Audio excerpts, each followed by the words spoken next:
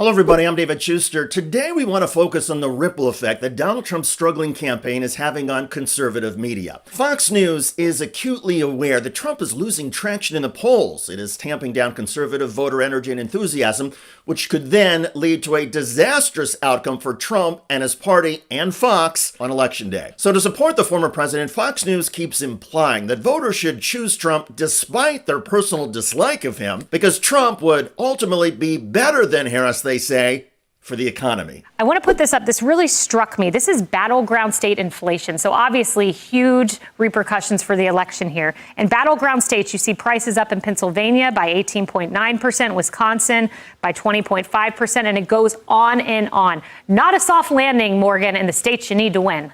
Well, and I think that's why you see Secretary Yellen and other people from the Biden administration saying, no, this economy is so amazing. Look at what's happening, because, as you pointed out, because this is the key issue for so many voters. And that's what I think people will really decide whenever they go into the ballot box. Not only, traditionally you vote for who do I like the most, who do I dislike, who do I want to have a beer with, right? I think we're so beyond that as a society now. We are so beyond personal feelings or following our gut. I'm not sure about that. But to be fair to Fox News, inflation is the Democrats' weakest point in this election. And the incumbent party, the party that's been in the White House the past several years, often has to tread carefully on economic issues. However, the idea that rational, level-headed people who dislike Trump will hold their noses and still rush to the ballot box to vote for Trump is absurd. Nonetheless, that doesn't stop Fox News hosts from trying to force this narrative into reality through their on-air panel discussions. The Fox host even goes so far as to suggest that inflation is a result of left-leaning policies. Harris says she's going to outline a plan for wealth creation this week, but it's kind of hard to build wealth when the cost of goods is 20% higher over the last 4 years. Well, and that's the whole point. So with Janet Yellen's op-ed where she says, Americans have fallen on hard times, will help get you out. Who do you think created the hard times, sister? Hey, Emily Campano, Treasury Secretary Janet Yellen is not your sister. Yellen would probably not even want to respect you as a household pet. The bottom line is that the hard times with inflation are not as simplistic as the simpletons like Emily on Fox News keep asserting. When the U.S. economy reignited after the pandemic, there was a lot of pent-up demand for goods and services, and the speed with which the economy grew contributed to the higher prices. The amount of money the Biden-Harris administration put into infrastructure projects and middle-class tax breaks also contributed. But there was another major factor that also fueled inflation and higher prices: corporate greed and price gouging. America's biggest corporations took advantage of supply chain hiccups and a rise in consumer demand to raise prices. And in many cases, the corporations raised prices far beyond what the laws of supply and demand would have suggested. It's no accident that corporate profits hit record levels. But again, this was largely due to price gouging and greed, both of which fueled inflation and made nearly every product more expensive. The point here, which will be lost on a lot of conservative news consumers, is that the economy and inflation are far more complex than the Fox hosts would have you believe. The Biden-Harris administration policies are not solely responsible for inflation. And by the way, inflation has gone down for 11 straight months, something you will never hear on Fox.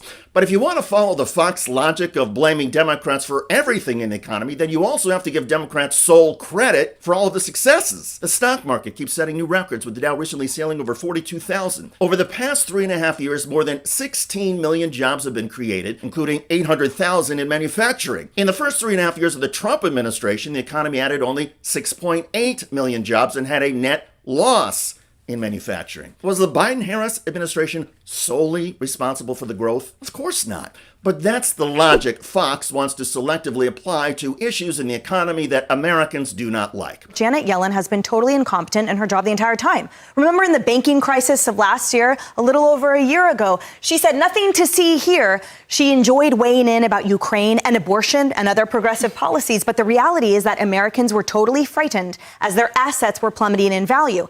Her answer, as she outlined in that op-ed, is to give more, right? Don't worry about you guys on hard times. We're going to give you more. We're going to give you a handout. We're going to give you this break. We don't need more of our money coming back to us. What we need is a lifting of the stifling regulations, is a lifting of those ridiculous antithetical policies so that inflation goes down, so that the value of goods, in fact, is commensurate with the price, so that my 401k doesn't plummet even more. Thankfully, most Americans recognize that economic issues involve several moving parts and pieces. And a growing number of Americans seem to understand that the economy over the last 50 years has done far better during Democratic administrations than Republican administrations. The economic data and facts do not lie, even if Fox News does. But all of the selective outrage and suspension of reality and conservative media will soon face a reckoning if Kamala Harris, as the polls suggest, wins this election. The Republican Party, with its prioritization of corporate interests, will implode, and there will be a realignment of GOP policies and leadership. There is a faction within the Republican Party that believes our political system is rigged by the elites and corporations, and if there's one area of agreement with many progressives, it's the belief that corporations have too much power and influence over our politics and our government. Could the right and the left finally unite on campaign finance reform and the effort to put some controls and limits on the corporate money sloshing through politics?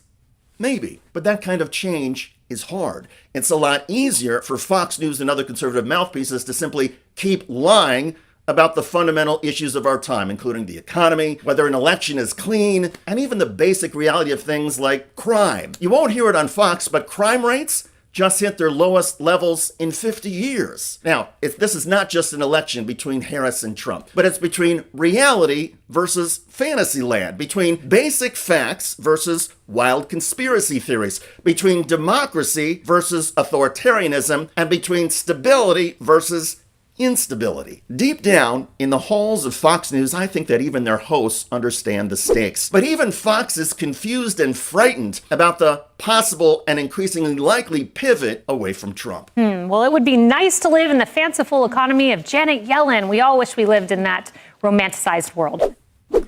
I'm David Shuster. Thanks for joining us.